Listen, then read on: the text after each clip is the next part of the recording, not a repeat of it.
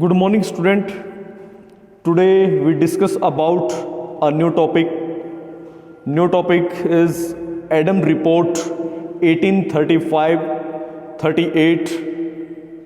Its recommendations. देखिए बच्चे, हम इन टॉपिकों के अंदर स्वतंत्रता से पहले भारत की शिक्षा व्यवस्था के बारे में बता रहे हैं आपको, जिसमें एडम रिपोर्ट भी बहुत महत्वपूर्ण है। विलियम एडम्स भारत में लगभग 27 वर्ष रहा। उसका जो जन्म है 1789 में स्कॉटलैंड में हुआ। 1815 ईस्वी में वह एक पादरी बन गया और बपटिस्ट मिशन के साथ जुड़ गया। वह इस मिशन में एक महत्वपूर्ण सदस्य तथा सच्चा समाज सेवक था। 1818 में विलियम एडम श्रीरामपुर आया और उसने पत्रकारिता एवं शैक्षणिक पक्ष में भारत में सेवा करना सही समझा। वो जो है पत्रकारिता के माध्यम से एज ए रिपोर्टर के माध्यम से भारत में कार्य करता रहा। उसका कलकत्ता में राजा राम मोहन राय के साथ भी संपर्क स्थापित हुआ। राजा राम मोहन राय जो है ब्रह्म समाज के संस्थापक माने जाते हैं और ये एक दूसरे के विचारों से बड़े प्रभावित हुए। मीन्स एडम जो है राजा राम मोहन राय के विचारों से बड़े प्रभावित हुए। एडम ने 1821 में चर्च से एक अपना संबंध तोड़कर उसने जो है हिंदू धर्म में अपनी आस्था बनाई और जो है ईश्वर में जो है वो विश्वास करने लगा।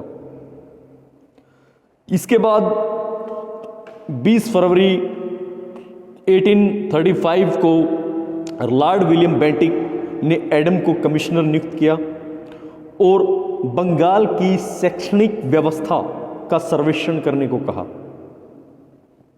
शिक्षा व्यवस्था में सुधार और प्रचार करने के लिए उसने व्यापक जो है स्तर पर कार्य किया और लगभग उसने जो है एक रिपोर्ट भी तैयार की।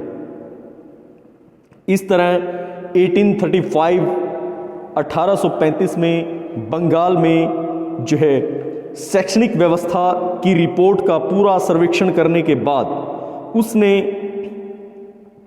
कुछ जो है इस तरीके से एक रिपोर्ट तैयार की, जिसमें स्वदेशी विद्यालय व्यवस्था, मिशनरियों द्वारा संचालित नए प्राथमिक विद्यालय, घरेलू विद्यालय और इसके साथ साथ अंग्रेजी विद्यालय और महाविद्यालय, मूल रूप से स्त्री विद्यालय और शिक्षकों द्वारा संचालित विद्यालय और मदरसे, ये जो है एडम की महत्वपूर्ण एक रिपोर्ट रही है। इसके साथ साथ उसने 1835 में कुछ आंकड़े भी जो है वो दिए हैं, जिसमें उसने जो है ये कहा है कि एक रिपोर्ट बनाई है जिसमें उन्होंने ये सर्वेक्षण किया है, जो ब्लैक बोर्ड पर मैंने हाईलाइट भी किया है। स्वदेशी विद्यालय को उन्होंने उच्च शिक्षा विद्यालय और प्राथमिक शिक्षा में कन्वर्ट किया। इसके बाद उच्च शिक्षा के विद्यालयों में उन्होंने हिंदू पाठशालाएं, उसके बाद मुस्लिम मदरसे और साथ साथ फारसी विद्यालय की एक रिपोर्ट बनाते हुए फिर आधुनिक भारतीय भाषाओं द्वारा शिक्षा देने वाले विद्यालय की एक पूरी सूची तैयार की। एडम ने अपनी पहली रिपोर्ट 1835 में जो है वो प्रस्तुत की, जिसमें जो है स्वदेशी विद्यालयों का व्यापक रूप से सर्वेक्षण किया गया, जिसमें उन्होंने जो है बंगाल की एक जो है शिक्षा व्यवस्था की एक महत्वपूर्ण रिपोर्ट जो है तैयार की। और फिर उसके बाद द्वितीय रिपोर्ट एडम ने 1838 में प्रस्तुत की, जिसमें जो है उन्होंने कहा कि इस क्षेत्र में जनसंख्या 1,95,296 थी, जिसमें 1,29,600 मुस्लिम और 65,656 हिंदू समुदाय से संबंधित थे। गाँव की कुल जो है जनसंख्या 425 थी और कुल जनसंख्या का इस प्रकार से एडम ने अपनी दूसरी रिपोर्ट में वर्णन किया कि क्रमांक 1 में 55 वर्ष से कम आयु के 18,442 पुरुष, 16,497 महिलाएं और इनकी कुल संख्या 34,939 जो है दी। फिर उसके बाद उन्होंने दूसरे क्रमांक में किस वर्ग को रखा?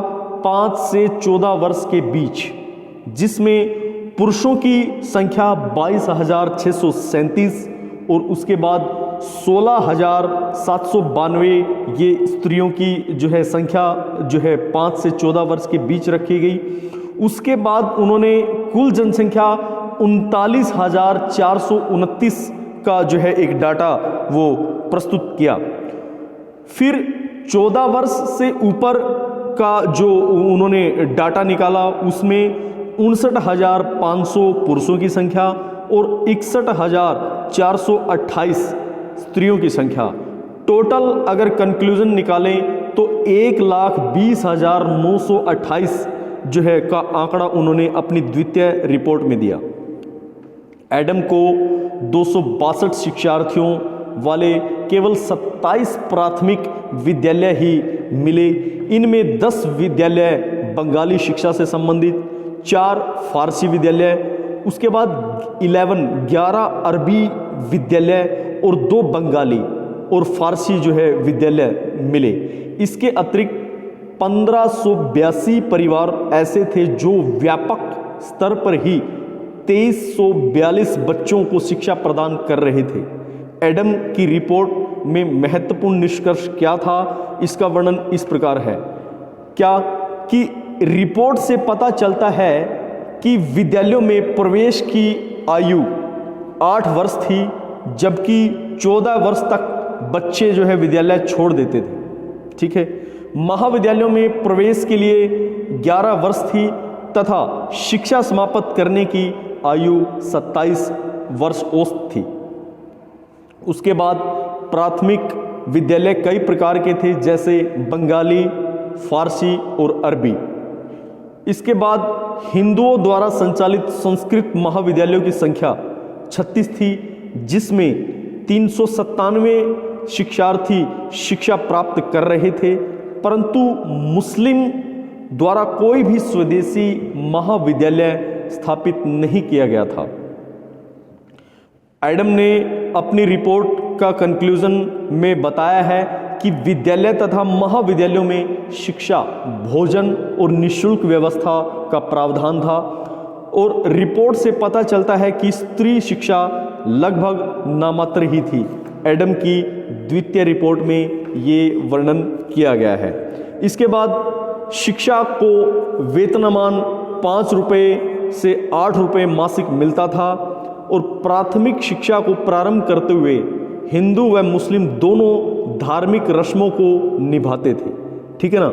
साथ साथ बड़े बड़े घर के लोग, जिमीदार, तालकुदार और दुकानदार इत्यादि अपने बच्चों को घर में ही क्या देते थे? शिक्षा देते थे। इसके बाद यहाँ तक ही हम अपने टॉपिक को करते हैं, फिर हम एडम की कल 3rd रिपोर्ट को डिस्कस करेंगे। थैंक यू बच्चे, धन्यवाद। आज के लिए इतना ही।